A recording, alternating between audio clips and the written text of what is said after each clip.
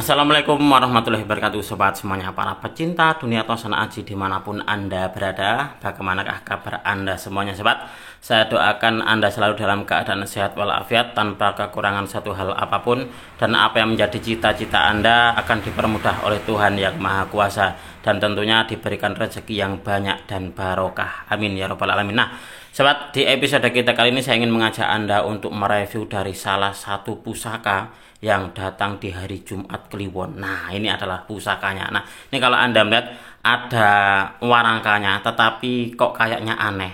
Karena memang untuk di warangkanya ini sebenarnya adalah bukan warangka aslinya, sobat. Nah, dan untuk di pusakanya datang bersama dengan deder ini, sobat. Nah, ini deder ini kalau nggak salah menurut dari keterangan teman saya kemarin dari kayu tayuman. Tak lihat kok bentuknya bagus ini, meskipun cuma deder saja seperti ini, tapi kok bentuknya bagus. Itulah kenapa terus kemarin saya beli, sobat. Nah, untuk di pusakanya ini pusaka yang datang di hari Jumat Kliwon. Coba Anda amati untuk di warangkanya, ini sebenarnya adalah warangka pedang, sobat. Nah, jadi bentuknya memang seperti ini. Jadi ini memang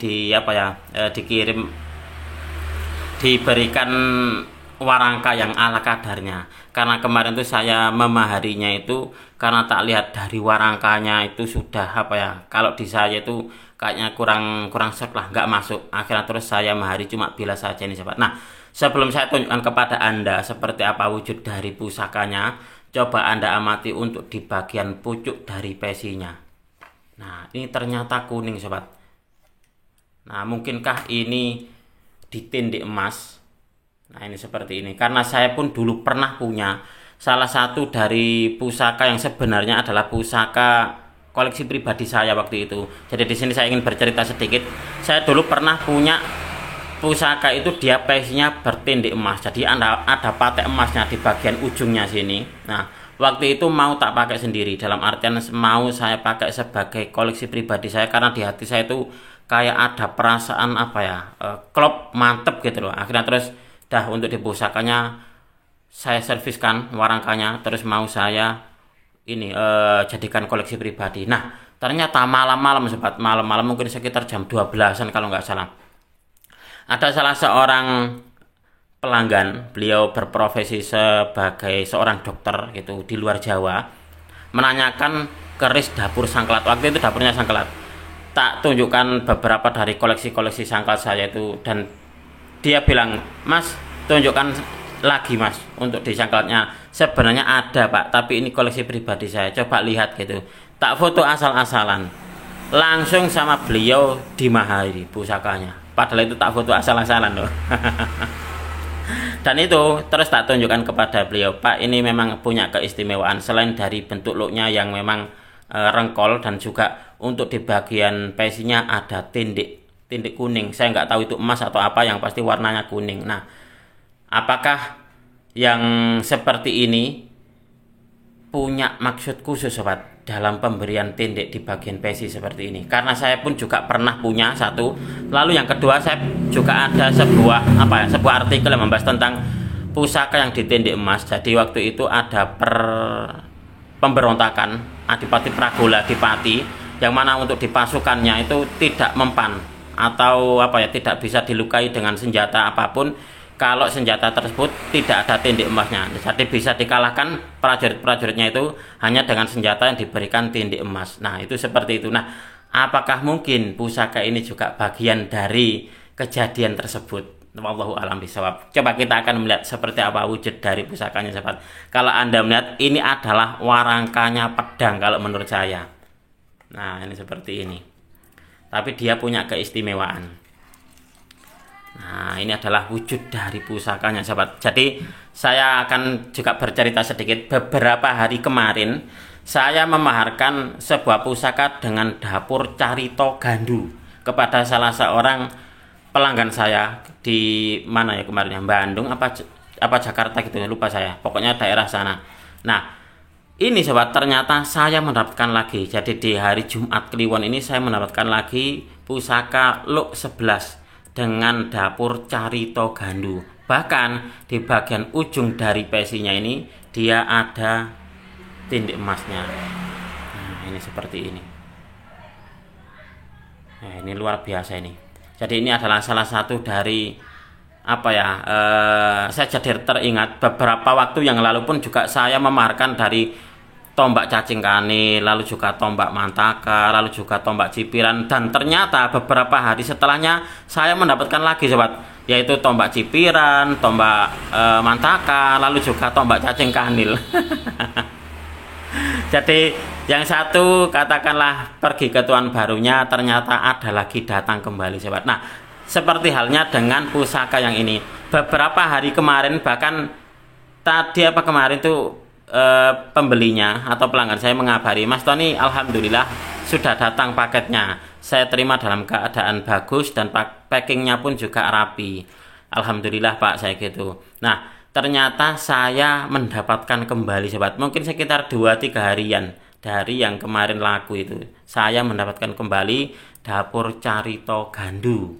Nah ini, bahkan di sini kalau Anda melihat untuk di pamornya ini, dia termasuk dari pamor yang mubiar. Ini nanti kalau seumpama diwarangi oleh tukang saya, maka akan tambah bagus untuk di pamornya ini sobat. Nah ini adalah wujud dari pusakanya. Dan untuk di pesinya pun juga punya keistimewaan, selain dia utuh, dia pun juga ada tindik emasnya sobat di bagian ujungnya.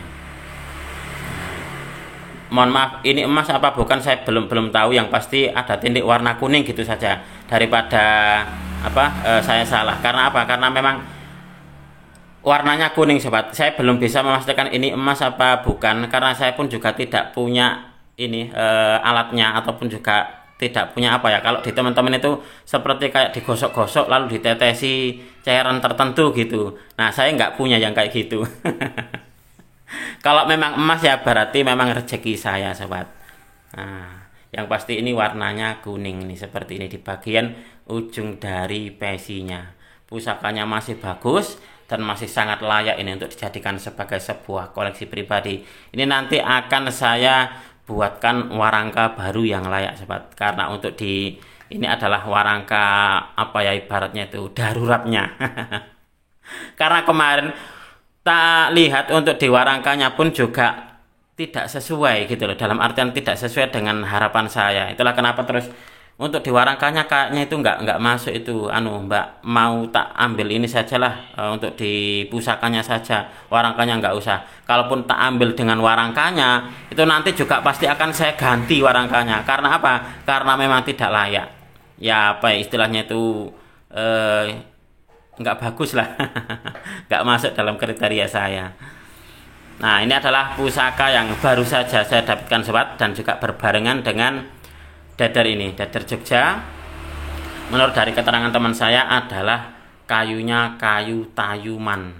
Nah ini seperti ini, jadi garapnya ini memang garap pakem, garapnya garap bagus. Itulah kenapa kemarin tak lihat tuh, kayaknya ini kok masuk gitu loh. Ini nanti seumpama di servis, harapan saya akan keluar ini kayak ada motifnya ini sobat.